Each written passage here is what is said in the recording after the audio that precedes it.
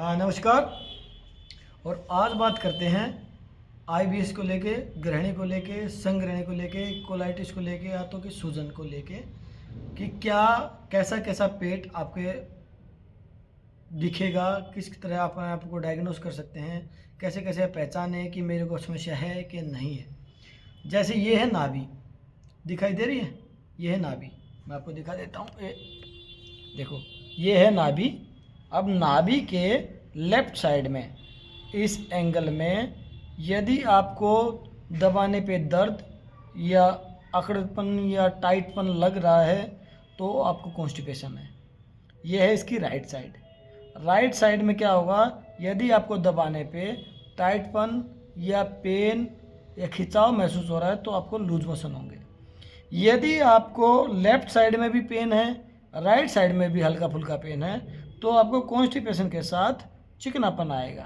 यदि आपको right side में ज़्यादा पेन है और लेफ्ट साइड में कम पेन है, आपको लूज मोशन के साथ चिकनापन आएगा।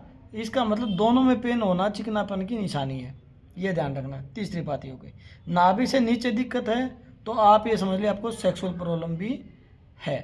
अब नाभि के नीचे प्रॉब्लम, इसका मतलब ब्लड सर्कुलेशन नीचे नहीं है, खून का बहाव नीचे की तरफ इतना नहीं है, तो आपको सेक्सुअल प्रॉब्लम भी है। आए बात नाभि के ऊपर की, नाभि से 2 उंगल से ऊपर, छोटा पेट है तो 2 उंगल ऊपर, बड़ा पेट है तो 3 उंगल ऊपर, यहाँ पे धक धक ज़्यादा सुनाई देती है तो आपको यूडीएफ की भी समस्या है, मतलब कि अपच की भी समस्या है, मतलब कि अपच की भी समस्या है।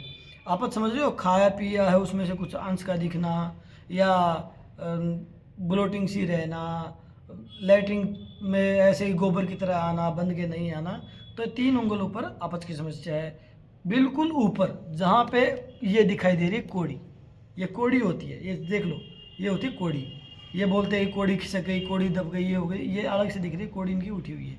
जिसकी ये नीचे की तरफ होती है उसको भूख कम लगती है, उसके मुंह में झाग जैसा महसूस होने लगता है, मुंह में झाग बन जाएंगे सफ़ेद सफ़ेद ना।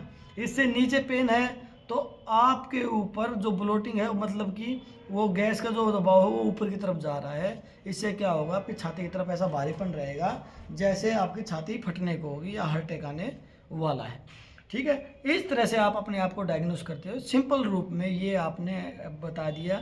नाभि से साइड में दबा के देखें, ऊपर दबा के देखें, नीचे दबा के देखें, किसी भी तरफ दबा के देख ले। यदि आपको समस्या महसूस हो रही है तो आपको लक्षण वही हैं और इन सब बीमारियों को जो मैंने बताया इस तरह आप डायग्नोस करेंगे। इसका इलाज मेडिकल साइंस में नहीं है, ना ही दवाइयों में है।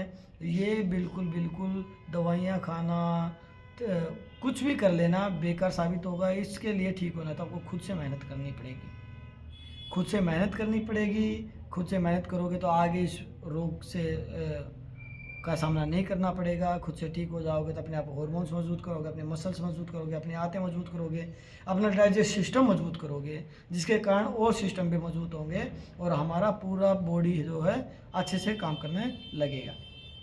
ठीक है, तो आईबीएस जिसको है वो अपना डायग्नोस ऐसे करें। दिक्कत महसूस हो रही है तो आज ही इलाज कराएं। ऑनलाइन ऑफलाइन किसी भी माध्यम से अपने आप की क्लास ज्वाइन करो, अपने आप को ठीक करें। नमस्कार।